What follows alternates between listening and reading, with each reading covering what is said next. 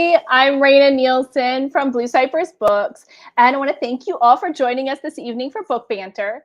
Tonight, I will be talking to AE Rooks, the author of The Black Joke, the true story of one ship's battle against the slave trade, which was amazing. And I literally learned something new that I feel like I should have known on like page 1. So we're definitely going to talk a lot about that. EA is she's a 2-time Jeopardy champion, which we're also going to touch on. And I want to read the first line of her bio on her website because I loved it so much. EA Rooks hopes to always be a student of history, which hasn't stopped her from studying everything else. And that is what I want to talk about this evening. So without further ado, I'm going to click the button and join Rooks. Hi, how are you? Hi. How are you doing? Very good this evening. I love that you are outside because the weather has been crazy kind of the last few days, but in a good way. Like stunningly gorgeous. Right? And yeah, like right in the middle of the day, it is kind of warm, but like everything past those couple of hours, it's like such a nice morning and such a nice evening. And I have no idea how long it's going to last. I'm afraid to check the weather. I don't want to know. It's Jazz Fest coming, so it's not going to last long. Yeah, exactly. You know, I think it's like 8 years ago, I was working at Jazz Fest and it was cold. Yeah, I was at that Jazz Fest where for like one weekend it rained like 2 out of 3 days or something. Yes. It was just kind of like ridiculously wet. I saw people going, you know, when you can go around the track, and so the track floods as it does when it rains a lot. And so I saw some folks sort of like cruising past like our little, you know, huddled up camp tarp area on like an inflatable couch, like through along like lazy river style along the track. And I was like, y'all know this is a horse racing track. Like I'm not saying horses are dirty animals. I'm simply saying disease is real. Like, oh my God. Is this like waterborne illness? Is this like the best choice? You know what? It's not my business. Y'all live your life. Enjoy whatever you're on. But yeah, you're doing it. It's great. Everyone just lives with, you know, worth it. Worth it? Hopefully. Worth it. And so I'm going to follow that train of thought. Were you doing research for this book at that time? Because there's a lot about disease and pandemic. There's a section in here, endemic, pandemic. They don't even know exactly what the illnesses are. And I'm reading that section now, having lived through most of COVID, we're going to go with that. In a totally different way. I think if I had read this book like 3 years ago, I would be like, oh, that's a far away thing that happened so long ago. Like, oh, that seems like it must suck for those people. I know nothing of this life. Yeah. So when you just said that going around the track, I'm like, ooh, yeah. Yeah, let's take that segue. Right? No, the answer is, oh goodness. Hello. The answer to that is absolutely not. Definitely was not doing that at all. I was actually working on a different project that led me to this project, where I was reading The Suppression of the Atlantic Slave Trade by W.E.B. Du Bois, 1894. The book version of his PhD thesis for Harvard. It's amazing, actually. Like, do you want every law created in the United States in regards to slavery conveniently listed out chronologically and also by state? Du Bois has got you covered. Like, and that's like, and also internationally, it's a lot. So it's like lots of really, really great information and stats in there. And so I was reading, and this idea of like the suppression squadron kept being mentioned, and I was like, the who? Mm-hmm. What is a suppress? Why? What? And I like to think of someone who is like, you know, a history buff. I like history. I grew up learning history. My family is very much a know your history, like, you know, Black family. Mm-hmm. And still none of this was ringing like nary a bell, which I just thought was really, really, really random. So I got into it. And then I ended up doing most of the work on this book during the pandemic. I was only able to take one research trip, which was September, I want to say, of 2019. And then you're like, I guess I'm just doing it from home. That's cool. This is where we are now, which was a bummer because I had already been working on planning another one, and like, that was very much in the works. Thankfully, had not bought the tickets yet, but it was very much in the works for like that April-May timeframe to go back to London and then but spend a couple of weeks in Sierra Leone in Freetown. And no. So doing a research project during a pandemic, also super fun. But then, you have this moment where you run across a pandemic in the middle of your work. And there are so many sort of moments like that where it's like, oh, it'd be so cool if I could figure out a way to talk about, oh, thanks, guy. Oh, good job. Like, I want to talk about like, life on board and what that meant and like sex and sexuality, just like a little bit. But how am I going to fit that? Oh, never mind. I got it. Thanks. Fell in my lap. Okay, thank you. And so there were a lot of sort of serendipitous moments like that. But also, I would say it's very much informed in a lot of ways, both in how it was done and sort of how one thinks about some of these issues just in the last couple of years, because of a lot of the stuff that sort of we've all been dealing with and going through collectively. Yes. And the collective idea too is like this is the first thing that I can remember in my lifetime, and maybe the only thing that we did all do at the same time. It wasn't just New Orleans, or it wasn't just America. It was literally the entire world. Right. And I'm taking my first international trip since the pandemic in July. And one thing I'm looking forward to asking the locals is like, what was it like? Over here, what did you guys do? Like, I know that there's a lot of it is going to be the same, but there's going to be some things that are different. What is your thought on that? And that reminds me of like Katrina stuff, because you would be like, you were on one side of town and your friends on the other side of town, or you run into somebody from the other side of town. You have this collective moment, this memory, but like, what was it like for you? Right. And, absolutely. It's a weird thing to sort of look forward to, but I like that, like social interaction that I know we have this in common. Yeah, for sure. Where are you going? Iceland. Oh, that's fun. Land of sagas. Talk about stories and a book loving place. So that's delightful as well. I am definitely looking forward to the sagas. Is one of the things that's my job. I'm the trip researcher, which I love to do because I do love research. But at the same time, you get little snippets. Yeah, like, okay, so I want to see trolls. Great. Well, those are rocks, but I need to know the story so that I can sell you on the idea that this isn't just a rock. Right. Like, oh, we're going to see some rocks is not a compelling vacation argument, but what if they're magic? Exactly. That's the plan. Actually, I have right here on my TBR, Icelandic folk and fairy tales. See? Yeah, that's one of my research books for the trip. So. I actually just started listening to that podcast. What's it called? Saga Thing. Yes, where they talk about quite a lot of it. Yeah. They do a really good job like getting you interested in the story. And another thing, if you are interested in Icelandic sagas, on YouTube, the Reykjavik Grapevine is like a local English news station.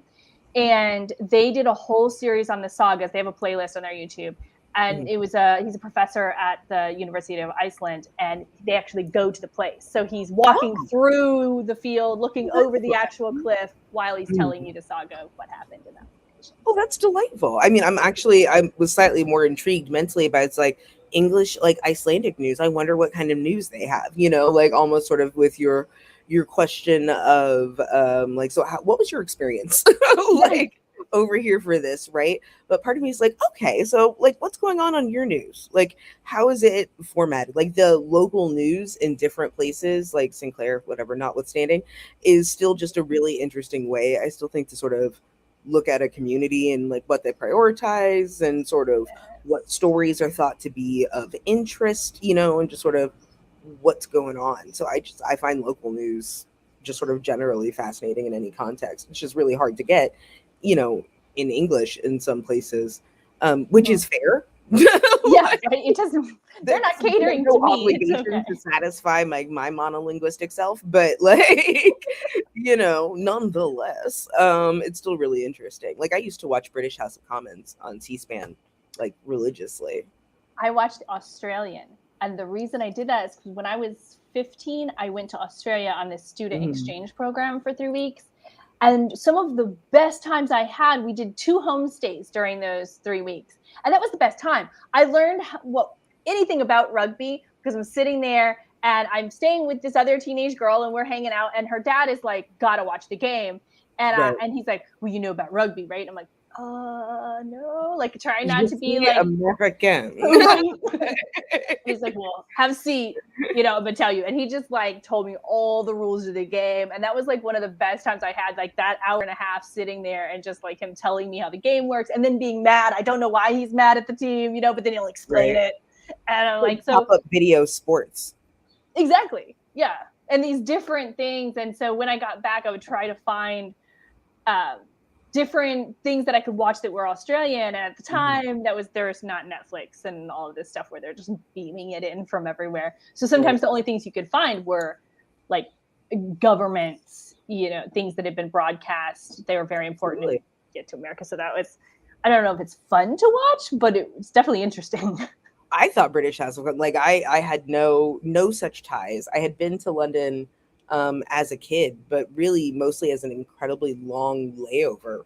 Really, like we were in London for like 36 hours, kind of a situation on both ends. And so I didn't have, and that was when I was like 13. It was not. I'm not going to pretend like that had anything to do with what happened subsequently. But I think what did happen subsequently is I was up late. And I happen to sometimes watch C-SPAN just because I like C-SPAN. And they're like, up next, British House of Commons. And I was like, Okay. I will stay up till 3 a.m. Exactly right. It was actually only like a half an hour because like how much they show publicly is like sort of very limited. And like you can't even watch that in the UK is my understanding, but he's probably going to correct me. But it was like one of these sort of like, what is going on here? And it's wildly entertaining as far as I am concerned. They're very like animated and into it. And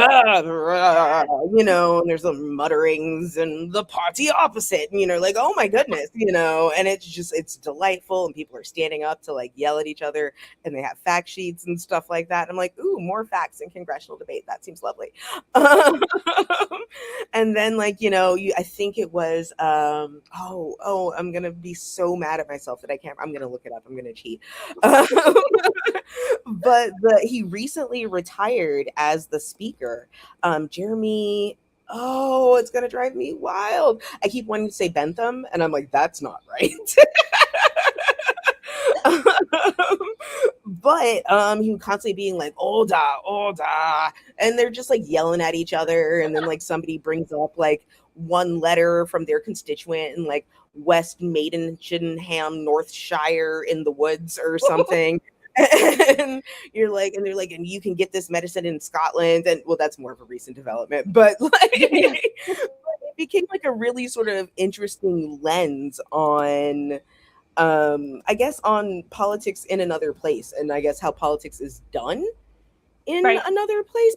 Burkow, that's what it is. John Burkow. Woo!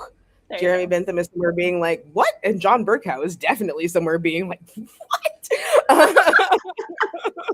But nonetheless, it is not a panopticon. It is a parliament. And no, it's just like, I just found it really, really, really interesting. So I wouldn't say I am an Anglophile, but I think like sort of the origin points of us as sort of a nation, and also how that diverged in the last 100 years is really interesting.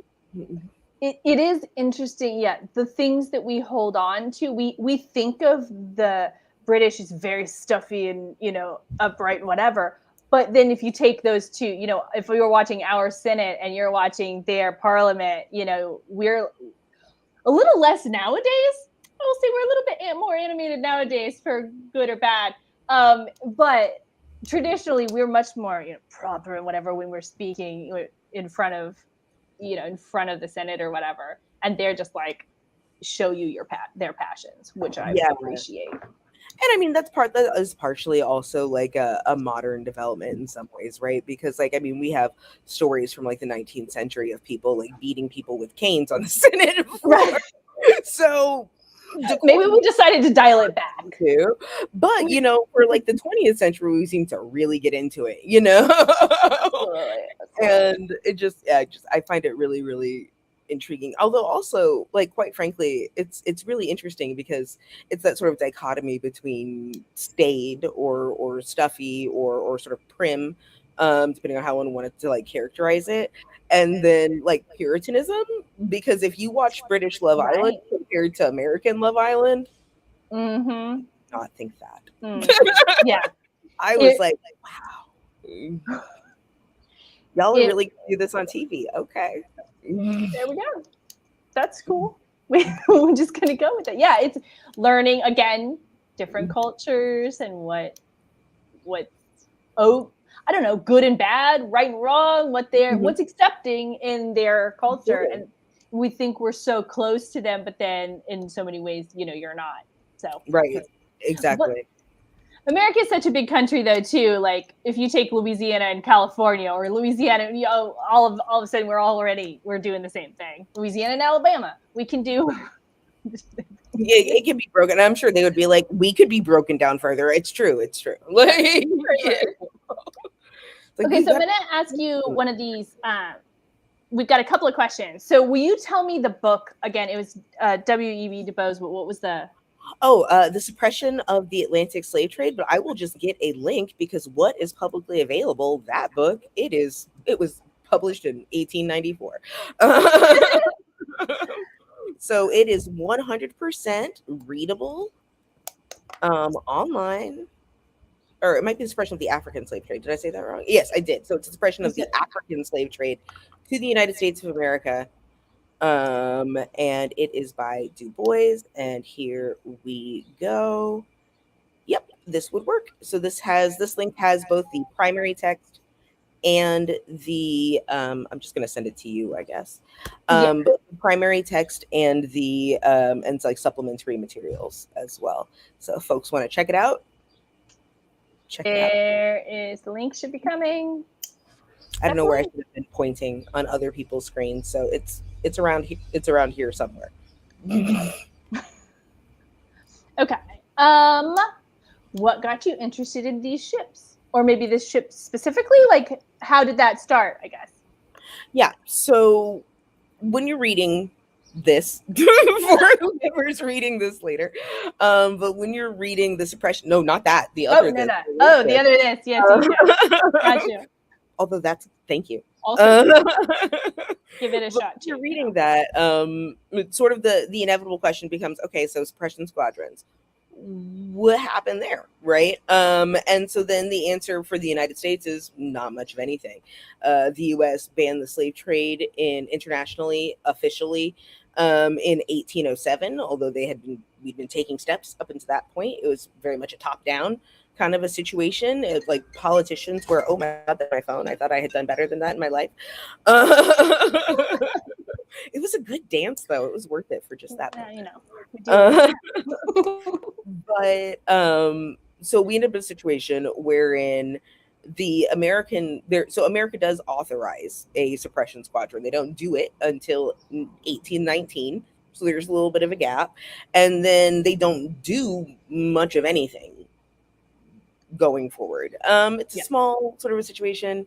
They kind of encounter some people, but there's nothing really going on there. And that's not super surprising in the sense that the United States at this point had not been a primary destination for enslaved people, or even a main destination for internationally trafficked enslaved people for a hot minute. We are talking the United States as potentially, I believe when they exited the slave trade, it was about 2% of the market. So it's not an issue. Interesting. Didn't do that. I'm going to explain why.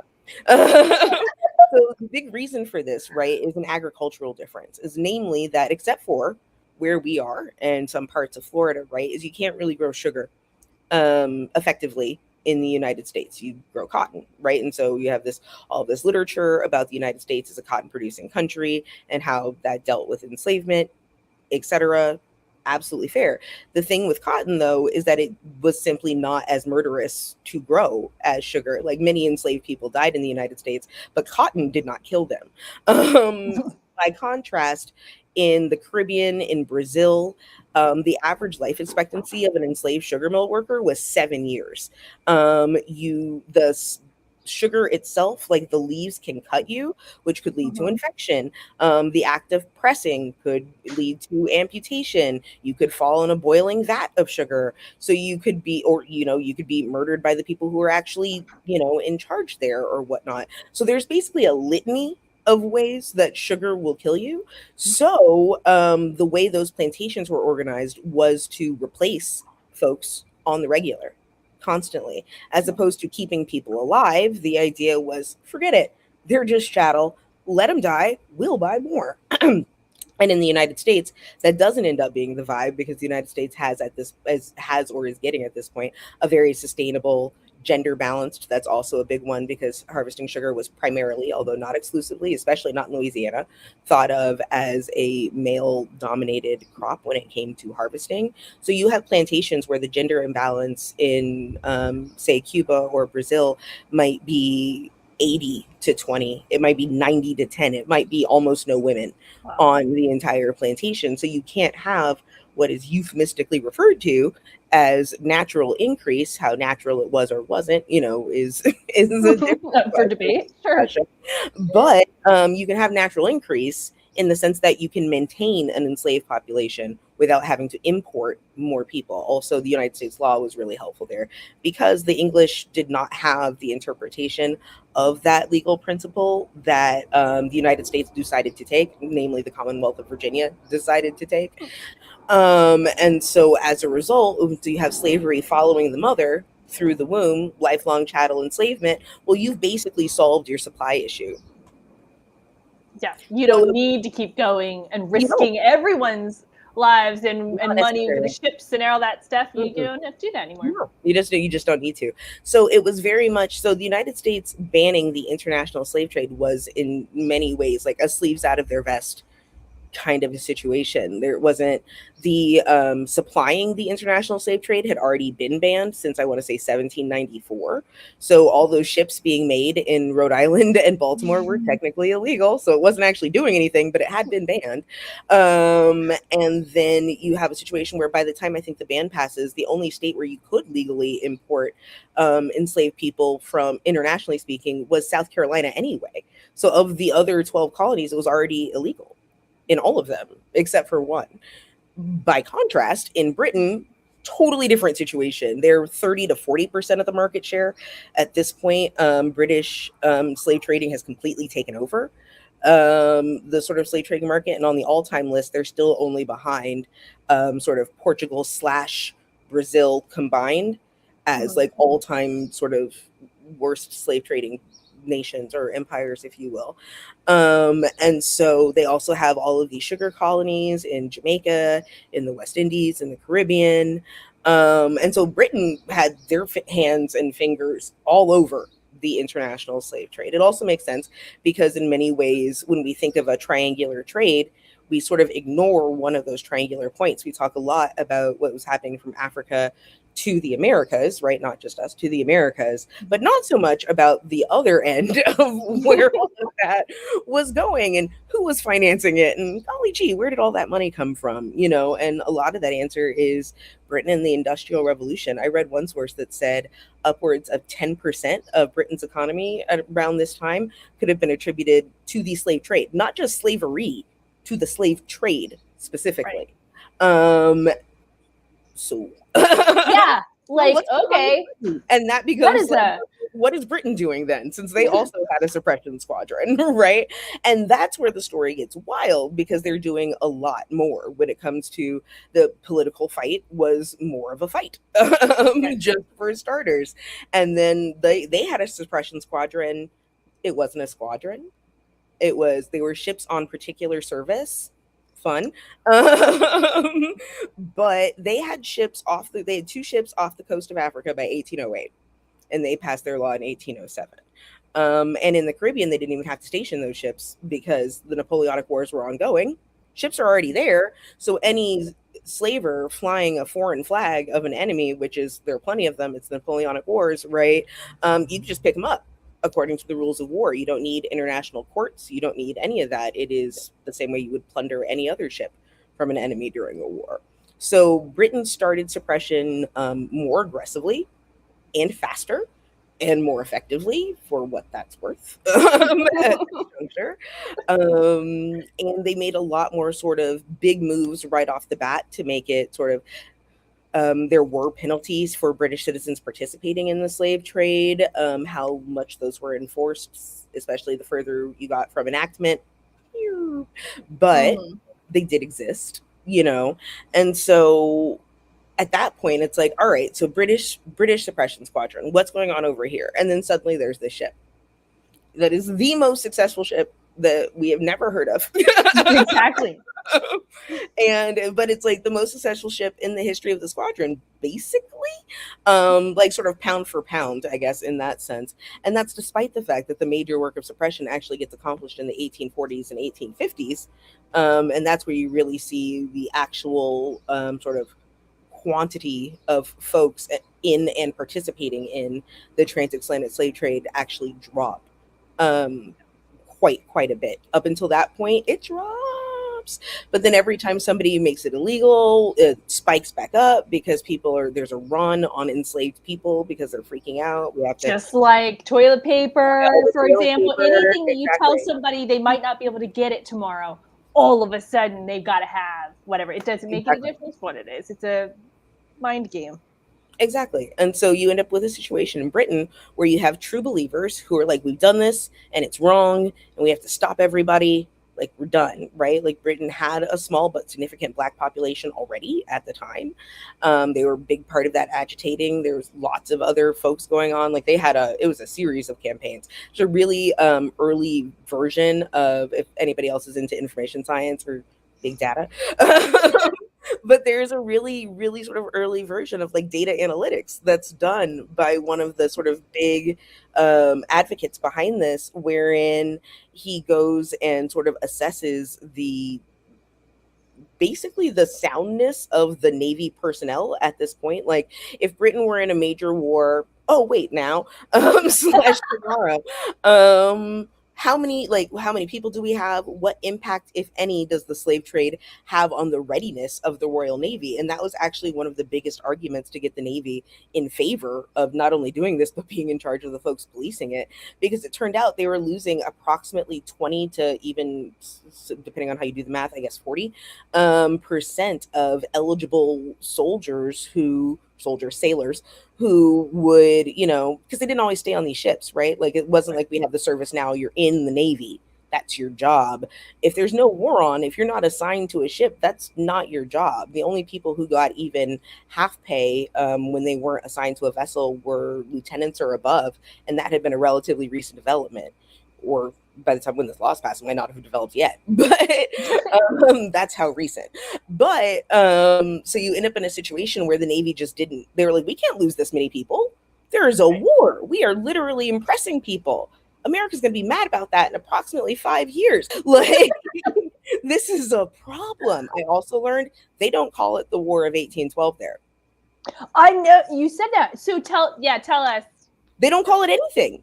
It is meaningless to them. It is just one more site in the Napoleonic Wars generally. It's like we were fighting Napoleon in 18 places / other people. The United States happens to be one of them. So for them, it is basically a theater of conflict. And for us, it's a whole war. So perspective. Right? So, you get people on board, you get buy-in. And then the way you got the buy-in from politicians, especially the ones who were reluctant. Yeah. to do this, not like out and out defiant, because those people weren't going to get convinced, but right. but You've got there's always somebody on the far edge that right, you just right. this is What was that? William the Fourth, the Sailor King? What? Oh, we'll be talking to you soon. Okay. Well, he argued against it as the Duke of Clarence when they were trying to do it in the first place. But so you get a situation wherein these politicians are like, well, okay, what we've done here is created a massive market gap, because Britain was doing all of this before. And if it's now illegal, and sure enough, like at the time, like Cuba's in the form of, or so Spain via Cuba, Portugal via Brazil, are like, they're jumping into the trade with both feet, right? They're like, yes, we will take all of that market share. Thank you so much. And the problem was, especially if you have like a mercantilist mindset, it's like you're basically enriching the surrounding empires to your own detriment. Well, that's not okay, right? So you get a group of people, for a variety of reasons, unified behind a suppression effort to stop everybody else having it. Like I think I wrote an article somewhere, and the line I used was, if Britain couldn't have a slave trade, nobody could have a slave trade. Yeah. Everybody wants what everybody else has, and if I can't have it, then neither can you. That's essentially. Yeah. So there are people who are believers, and then there are people who are like, well, since we've done it, might as well. Since you guys voted that way, I guess we're gonna have to do something about it. Right. Now we've got to make different choices, Yeah. And there was like sustained effort, like people kept campaigning and stuff like that, but you still don't end up with slavery itself being illegal until 1833. And the apprentice system in Jamaica doesn't end until like 1838. And is still also somewhat relative, right?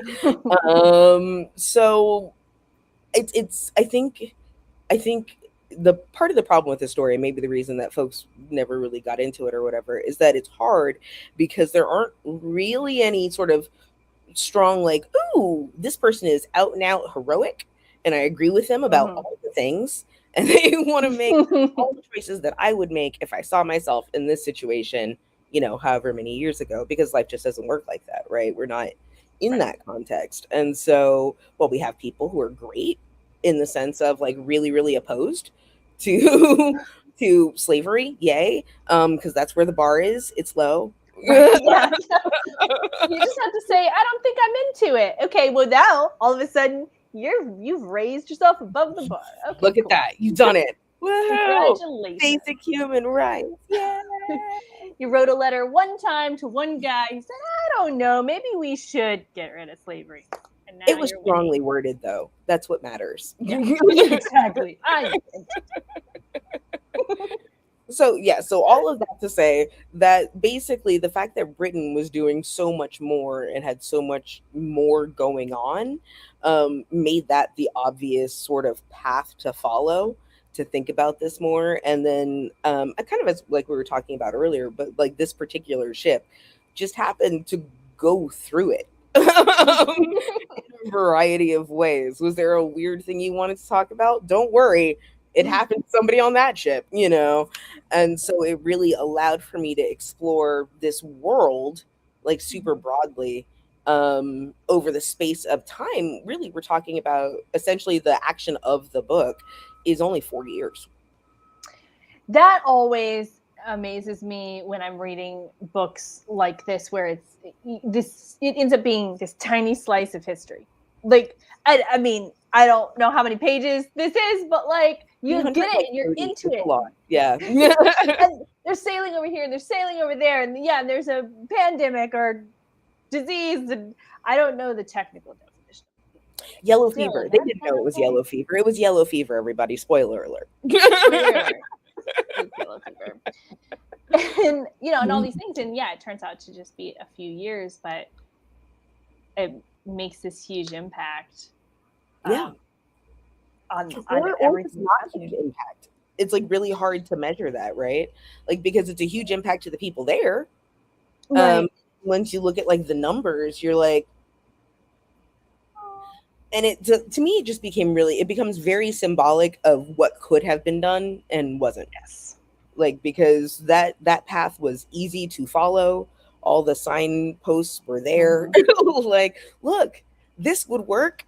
And we know that, like, it's not just historical supposition, like, oh, we don't know what was going around them, maybe it would have worked. And we know it would have worked because when Britain actually sort of put their back into it, as it were, in the 1840s, suddenly you have the slave trade mostly suppressed in about 10 years. No. And I wonder how much of it, and you probably know the answer to this, but with a lot of things, and I've seen it, you live through it, you go, okay, well, they change a rule or a law, or they come up with an idea. And then from that point, yeah, maybe one guy does it, or, there's a group of people that do it. But then it takes this long for the public opinion, to the majority of the public opinion, to be with this idea. And then we can just end it in 5 years. Like, right. Or something, like the wheels get turning. Yeah, it's really interesting because it's just like a very strange sort of political moment, and it's like there's these sort of ebbs and flows where there's like this huge like groundswell and crescendo of activity leading to the abolition of the slave trade, right, in 1807. And then people are really hyped. Like, you can read one of my sources, I'm not going to remember the name of the book, but the author is named Kielstra. But he discusses the fact that, people are writing letters to, to the various people who are representing Britain at the Congress of Vienna, and just being like, so what are we going to do about international slavery, though? Like, millions, literally 1 million signatures, like on a petition, kind of like people are involved, right? And so that's 1814, 1815. So we're a couple years out. But by the time you get to Black Jokes era, a lot of that like sort of enthusiasm has sort of waned in the face of, oh wait, this is going to be hard, because for some strange reason folks thought that's like, oh well, like once Britain pulls out and we tell everybody no, don't do it, or rather, no, don't do it, then suddenly, easy peasy, no more slave trade. It's like people are going to realize that it's terrible and they'll just stop. That's what I referenced in the beginning. Like in the very beginning of your book, page 1 or 2, it's early on. You say that you're like, oh, people think that the law passed and now just slavery stopped. And when you said that in your book, I went, that's so stupid. And up to this moment, I never thought about it. Like I know Juneteenth, right? I know that it took this long for the word to pass, which makes sense. Okay, sure. Mm. It was a different time. We didn't have email, text messaging. I get that time period, I guess. And then I just thought, okay, then everybody just walked off and it was hard, but they were free. No, that makes no sense whatsoever. That definitely didn't happen with Juneteenth either, right? Like, right. Those folks in like the 1950s and 60s that were discovered to still be living in basically enslaved conditions, in like Texas. Like it's so it's just like it just never works like that, unfortunately. But I don't think that's just you. I think that is. I think you put it in the book, so it's clearly not just me, which makes me feel a little bit better. But also, like, you get these moments sometimes in life where you think you got it going on, right? Things. You're smart. Stuff. You're like, and then all of a sudden you're like, wait a minute, maybe I don't. What was I doing just moments ago? No, I really think it's a function of like sort of how we're taught about the slave trade in the United States, which is very like, okay, it's a triangle. Everybody got that. All right, enslaved people come from point A is Africa, to point B, that's us. And then, that really sucked. Those ships were really small and it was super crappy for everybody. And then there was slavery. And that is literally where the discussion of the transatlantic slave trade stops. They people were conveyed from point A to point B in a triangular fashion with goods moving along the other sides of the triangle. And there you go. And the end. Let's move on to the next fun subject, shall we? Okay. Exactly. And so it's a very sort of, we're taught about the slave trade in a very limited sort of lens, right? It is what happens between freedom / European intervention, right? So freedom and then rather not slash European intervention in Africa, and enslavement and eventual abolition in the United States. It is just a sort of transition thing that is happening. And really, it's like a multi-billion-dollar industry that is just Yeah. not being discussed as such, kind of. You know, it's just people brought them over, and you're left to think that it was sort of like individual actors, or, you know, I got a ship together and that was it, which is, I mean, it was a lot of individual actors. Like, Right.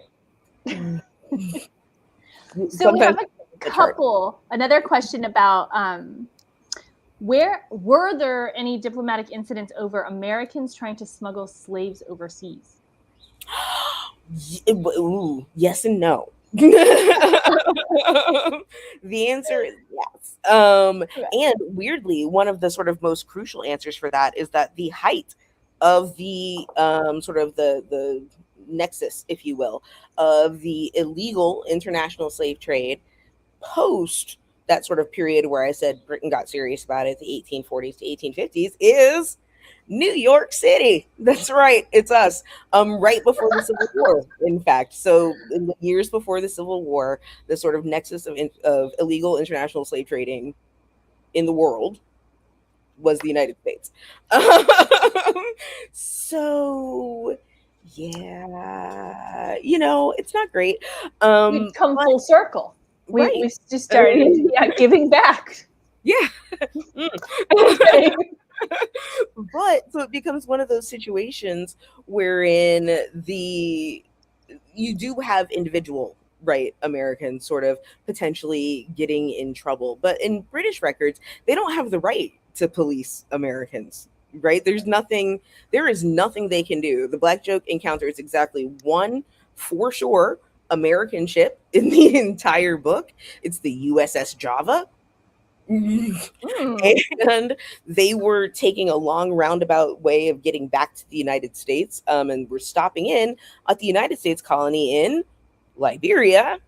And so they were in the same sort of coastal areas. They run into each other, sort of a, hey, how are you? Oh, I think I saw some slavers over there. Oh, good to know, kind of level of conversation.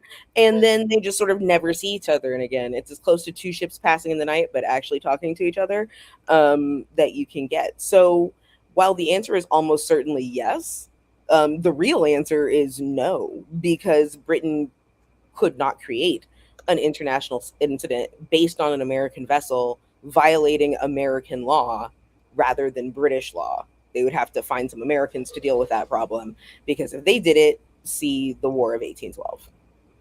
Right. And were there any American ships trying to take out, like, were there any Black Jokes that were from America? No.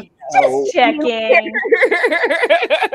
There were ships, right? Like I said, a suppression squadron was formed in 1819 and was sort of made more robust as like the decades progressed. But when it comes to sort of like major actions and sort of life-changing whatever, eventually the American squadron, I believe begins to partner with the British, depending on like in the Caribbean and stuff like that, or at least not partner, but like work with, in the sense of like, well, they're not ours, but here you go.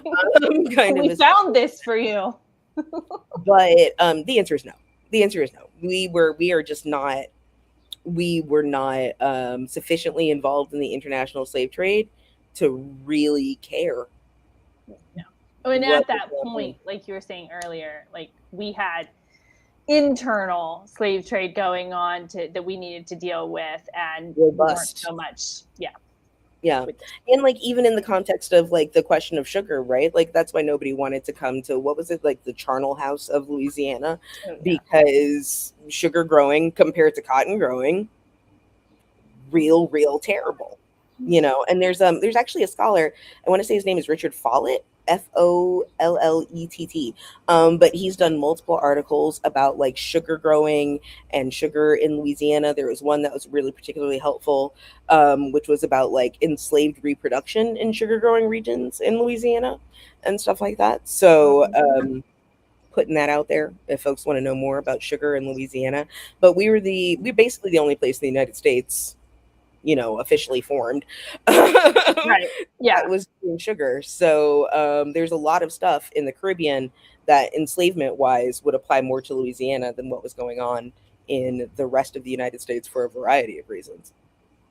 Okay, this is Richard Follett's profile, but it has a list of his articles at the bottom. So if anybody's interested, you could use that to kind of find his articles from there. So, and if you want to know which ones I actually cited, they're in the book. See, I did this one right this time.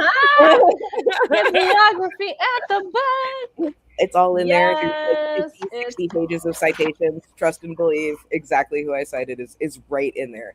So many. Excellent job. What happens when a librarian / law person writes a book? All of the citations. That's what happens. Hey, you gotta stick them in there. That's how this, that's how we, people who really are into research and want to know more, you've done a lot of the hard work up front, making a narrative and telling a story that piques your interest, but then where do we go from here? Yeah. So I appreciate that very much. Thank you. Because I was like, no, we're gonna have there was actually a discussion, because originally I asked for footnotes because I prefer them. I like my note on the page, so I don't have to do the 2 bookmarks or the flip, or I don't love it, And they're like, a little scary. It's gonna make people feel like it's a really academic book because it's already gonna sort of look that way. So what if we don't give them a visual signal that it's a super academic book repeatedly on every page? Right. And I was like, okay, I hear you. I would like to cite. Right.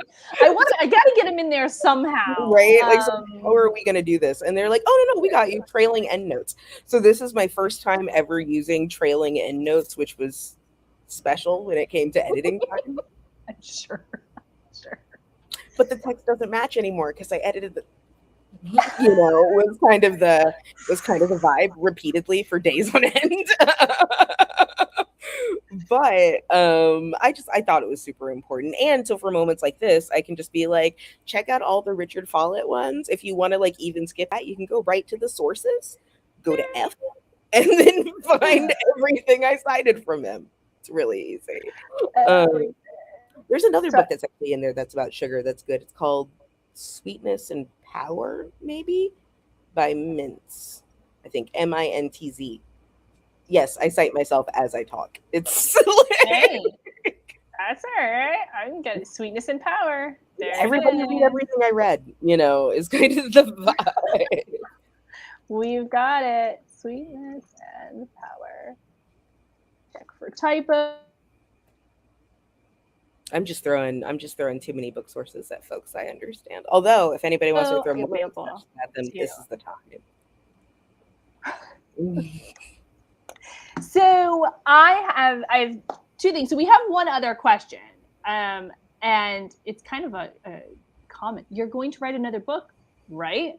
So let's segue that into more of a comment than a question. I have to second the idea that you do such an amazing job. It's narrative nonfiction is a thing that's, I think, has come into its own maybe the last 8 or 10 years. And I think your book, I don't know if I would exactly call it narrative nonfiction, but you do an amazing job building the story. And I was engrossed in okay, where are they going to go next? What's going to happen to these crew members? And I wanted the overall picture, but the Black joke is truly, the centerpiece and a character in your story. It's the ship is, honestly, if I were telling the real God's honest truth as somebody who had to live with this story for a really long time, the ship might be my favorite character. The ship, I was like, oh, I love you. It's like, oh, it's gonna be okay, little guy. It's not gonna be okay. But but I felt really attached to it in this way that felt sort of very evocative of some folks, I won't do a spoiler alert there, but of some folks who are in the book or whatever, who are just sort of like, but this, it's so symbolic, it comes to mean something. And Mhm. it's like, it's weird to feel that, like, you know, sort of 200 later, but it does kind of come to mean something, you know. And what it means and sort of what it symbolizes isn't actually necessarily the most positive outcome, but it is sort of the idea that there are solutions out here, right? And maybe they are not conventional. Maybe they won't be supported. Maybe, you know, the Admiralty will be mean to them, but nonetheless, you know, like the solutions exist, and that, as opposed to sort of thinking that, well, it's really hard to do, well, maybe it's just like a really multifaceted problem that requires about 18 different solutions, and chasing each of them down might have value, because in this case, it was a solution that could have had a ton of value. And so it makes you just sort of really regretful, you know, or about what did not happen. I think Mhm. it's like there's probably a German word for it, but like nostalgia for something that didn't actually occur. Yeah. Yeah. But like I feel like Black Joke, like the ship, makes you sort of feel that moment of this idea of what if. It's like if you could put sails on what if, like it's that ship, you know. And there's something weirdly historically powerful about that, given that it's also just like a tiny, tiny footnote. Because it's Right. not like what if this ship had gone on and done like a million more other things, but it's like what if the example of this ship had served to be sort of far more illustrative than it was. Right. Um, Do that you they feel like they knew that at the time they could see that, or is that some clarity that we get looking back on the whole story? Oh, they knew. Sorry, my dog is trying to be aggressively drooly on me. So we're gonna see how that goes. He's so cute, but he's open jowled. Um, but yeah, So, they absolutely knew. Like you yeah. just have to look to the letters of Collier and Hayes, right? You know, your the first two Commodores we encounter in the book, not the Mhm. first two Commodores of the squadron. But in both of their letters, like they make it very, very clear, and like begging for policy and trying to get things changed and trying to like get more sort of black jokes on the water, if you will. Hayes arrived to, you know, sort of replace Collier with, I believe, 8 orders for tenders. So acquired slave Right. ship, just like Black Joke. But policy and administratively, he wasn't going to be able to use them. But they both knew that this would be far helpful. They knew that these ships were much faster, the ones being produced in the United States for the purpose of slaving, um, mostly in the United Right. States for the purposes of slaving. But they like so they were it was one of those sort of things that was evident. Faster ships can catch faster ships. Like what? Bonkers, you know, and the costs were low. Administratively speaking, it would have actually been far cheaper to pursue a tender system than to do what England did, which was continue to pursue their own sort of ship design situation through the Royal Yacht Club.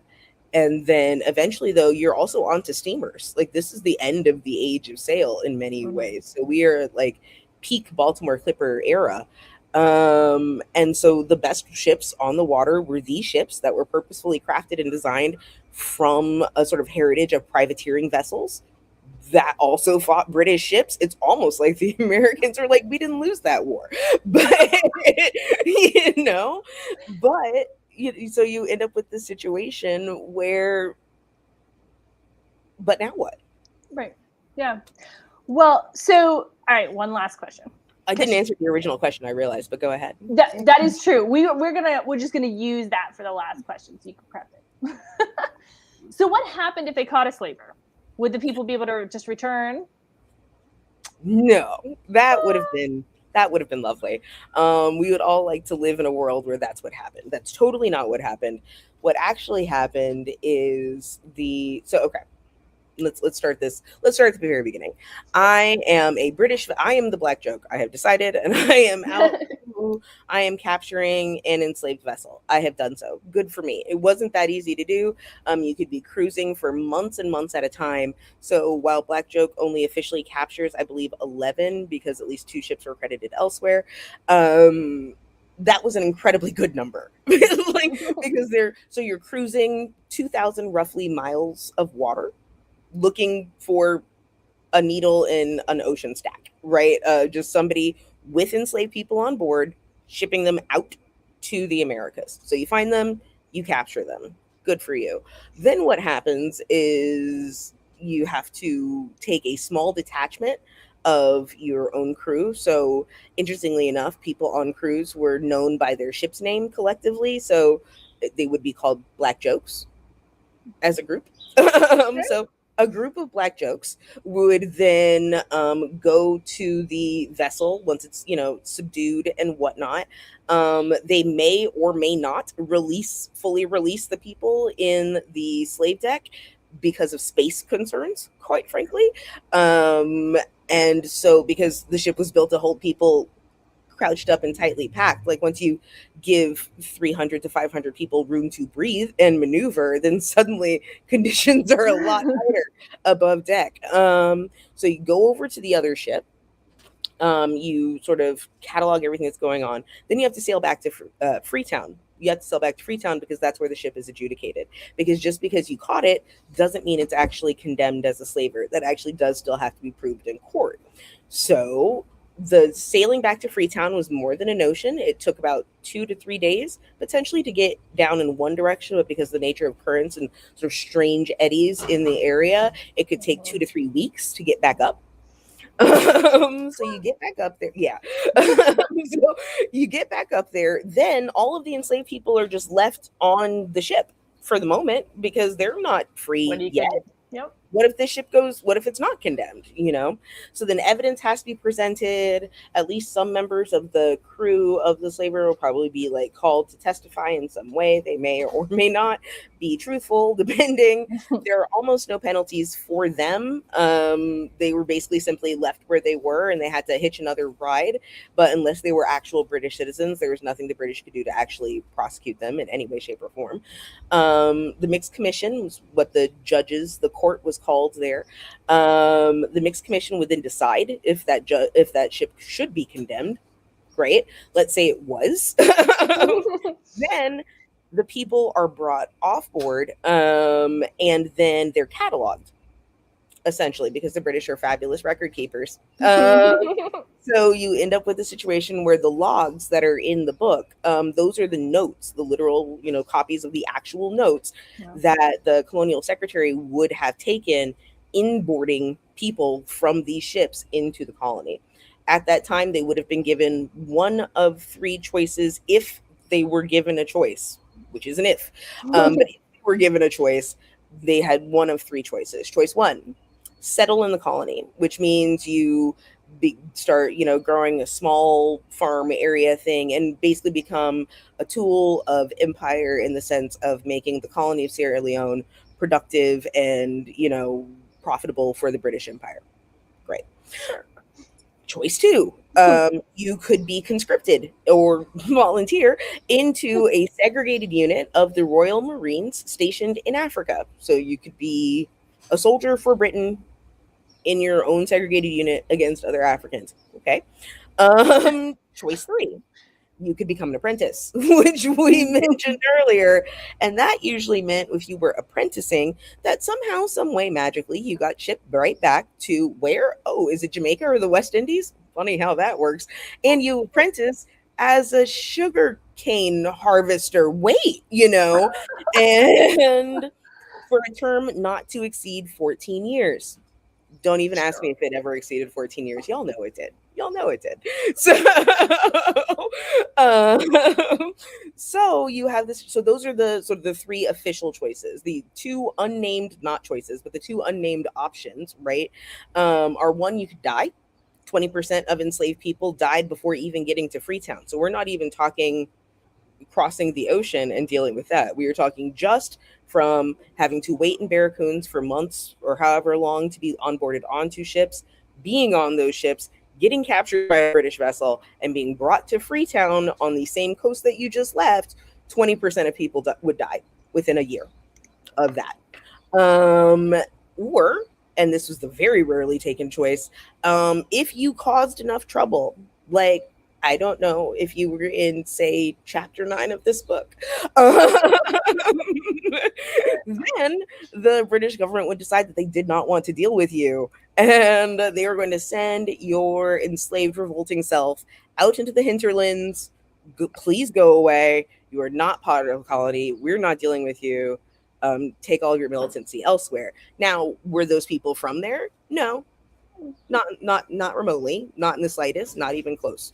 So they did not get a ride home. They didn't get directions home. They didn't get money to get home. They just got sent into a new wilderness that's already populated by other people and told, good luck, because we don't want you. But still, more freedom than allowed by any of the other options. I was about to say, it's not good when that seems like a not bad option. Right? It's clearly kind of the best option, right? You also had to not die on your way to that, because the British were going to put that revolt down with prejudice. But and it should be noted, right, of course, that this is the era of like corporal punishment in the Royal Navy. So they will enact behavior that for the enslaved people would look very similar potentially to how they had been treated while enslaved.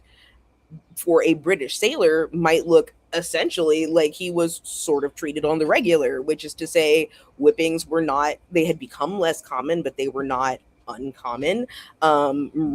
Killings or sort of judicial punishment to the point of death was also not that uncommon. So there was a lot of violence, right, that was present on your average British ship, that when translated into an even more violent space like the slave ship still looks kind of similar if you're the person on the receiving end, and especially because you don't speak one of these language probably. Right, so it's all the same until you're in the wilderness by yourself. Right. Like, so so what are you going to do about that, you know? Right. Well, so what are you working on next? Right. I noticed it just came out. That was about to be the last question, but it just came back. So right now I have 2 projects in the works. Someone stopped me from doing this to myself because I'm still in grad school. So I have 2 projects in the works, and my dissertation starts in a year. But one is sort of, we're not even going to get into titles because I'm not sure what it's going to be titled. But basically, it is a history of race activism and American women from the 16th/17th century, since you have to talk about Spanish colonization and British colonization, but from the 16th, 17th century till 1983 specifically. And when people are like, why? One, did I not just tell you that it's like 300-400 years already? But really, you had to just stop somewhere. Last, like 40 as well. That seems like asking a lot. But also, 1983 is the year that the second proposal of the ERA failed. Right. There you go. So it's a good sort of ending point to sort of talk about women's activism, but the goal is really to talk about women's activism, not just in the context of sort of women's officially thought of as women's issues and sort of race and how that played a part, but also in the context of, that's why it's activism, right? Not like sort of feminism, because women were parts of sort of large activist movements, ones that we agree with now in the sense, or that are having a renaissance now. I'm not trying to assess anyone's politics, but like, so in the sense of like unionization or something like that, like there are women involved in those movements. But there are also women involved in like your social purity and vice movements, like large reformatory movements that maybe we would not agree with now, but nonetheless they were involved, right? And sort of thinking about what that means and how race sort of impacts that involvement and what happened and what priorities were prioritized. And really, if we have to think about the fact that the wave model is not really illustrative of women's political engagement and involvement in the United States, we still need to fill in the troughs, right, in order to sort of disrupt that narrative. Because it's nice to say that it's not, because it's not, right? But then it's like, okay, so then what were women doing in 1945? Yeah. Like, besides Rosie the Riveting, I don't know, and the answer is actually getting deeply involved in far left politics, but like also domestic organization and labor, right? So there's a lot happening there. The other project is, this one does have a title, and there may be like some sort of rule where you're not supposed to say the title of a book that you technically haven't sold yet, but maybe this is just like me, like sort of marking. I mean, I feel like also until it's on a contract, this may not be the title either. So this is really what you want, but we're still spitballing. This one's going to be the title, I'm sure, because it's so good. And that is not something, y'all, I'm not a sort of aggrandizing person in that way. This was one where I was like, have a cocktail. You did good today. So as you do meetings trying to sell this book, if they're like, I don't know about the title, you're like, thank you very much for having me. You're not the one. You're not the one. You don't see my vision. You don't see it. You're going to love it. I'm going to tell you the title, and you're going to be like, that's actually a pretty decent title. I feel it. Or you might lie to me to make things uncomfortable, but you don't have to. But that one is going to be called Bad Sex, A Romp Through American Legal History. You're right. They would be fools to be like, I don't know about that. No, they do know about that. It's perfect. It's perfect in every way. It's even concise. It's so good. Oh, I love that title. So I can sell the crap out of that. No, right? It's just like people, bad sex, like right on the spine. That's all I need. That's all I need. And people I don't know that would be into the legal bit, I just cover that up. What? It's just sex, right? Wrong? Yeah, no. And it's like, you know what? There are many like ridiculous, like people. It is all well and good to think of America as like sort of this traditionally puritanical state, because that's what the laws sort of make it look like that's what was happening. But in reality, like I believe the first sex crime prosecuted in the United States was in the Massachusetts colony and was bestiality with multiple animals of a variety of breeds. Like people, unless it involves technology, people have been doing wild things for a hot minute. And that's just the guy who got like caught. Exactly. Somebody was mad at him and told everybody. Or maybe I think it was actually somebody else's animal. I would have to go back and look. But if people are interested in this question, interestingly enough, this is more of a history. It's not a legal history. It's more of a history. But Intimate Matters by Friedman and D'Amelio. That is a good overview of the history of sexuality in the United States. It's a little older, but it'll get you there. But there's just all sorts of sort of salaciousness and randomness and whatnot. And so I think if you're like, it's sort of like one of those spoonful of sugar helps the medicine go down. If you're talking about porn, people will indulge you mentioning the law a few times. Work the information, the history right in there. Right. It's like all it does is regulate all the porn you can see. Why are we talking about it? Someone needs to know. Actually, also, I was gonna mention too, and we're totally running very long, but if anyone ever approaches to make a documentary out of this, you should totally do it. The Black Joke, because I greatly enjoyed it, but I love reading. I love reading history. There are plenty of people who don't, that I can see this with like old pictures and drawings and little animations and all of this stuff being such an amazing story told on the screen, where people could just there are lots of nonfiction books where I'm like, I wish they made such a documentary, because I want to sell it to people who read. I want to sell it to people who like don't. Yeah, it's okay. I just need to know the history. Ways to convey information in books, although I love them, are not always the most efficient way.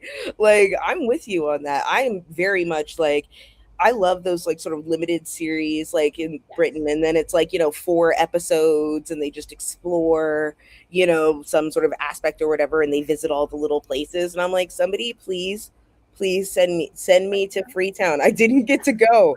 The pandemic took my research trip. Pay me to go.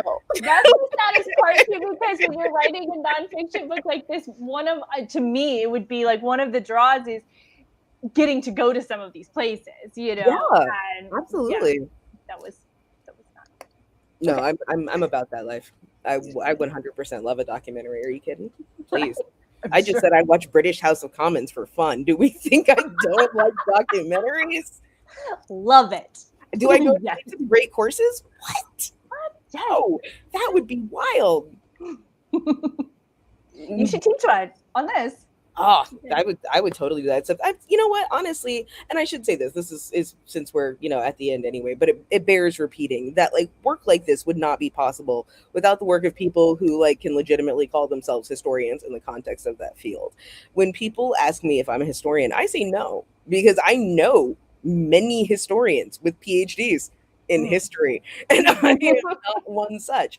However, I freely say, like, I'm a researcher, right? Like, one of the degrees that I have is in reference librarianship. I love research. I like other people's research because I'm nosy, and I want to learn more. And maybe I wouldn't have had that question.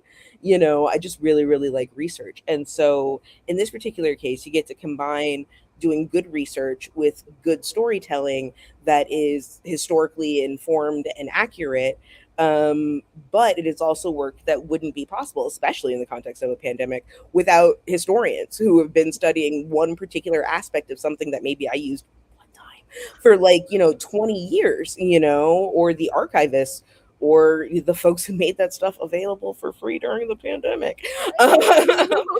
Thanks, Happy Trust. But like all of those kind of like those sources, having access to those sources, even digitally, but the fact that they even exist is what lets history like this exist. Because I could not have told a cohesive narrative sort of story that answered a lot of the questions that I had about what was going on in the world around this moment at this time to sort of make this situation without that work by those people. It just wouldn't be possible.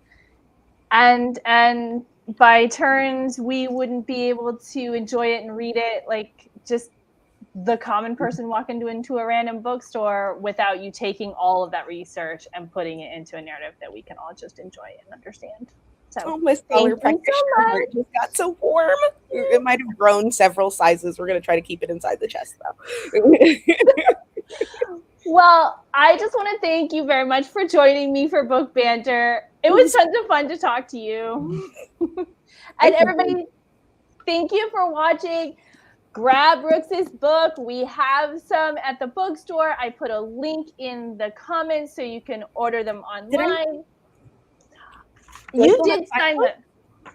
Mine is signed. See, they're signed ones. We have signed ones at the bookstore. I am sure that if we are out of signed ones, we might be able to talk her into wandering back over to the bookstore and signing some for us, if you let us know. Enjoy Oak Street. All right, y'all. Have a good evening. Thank you so much.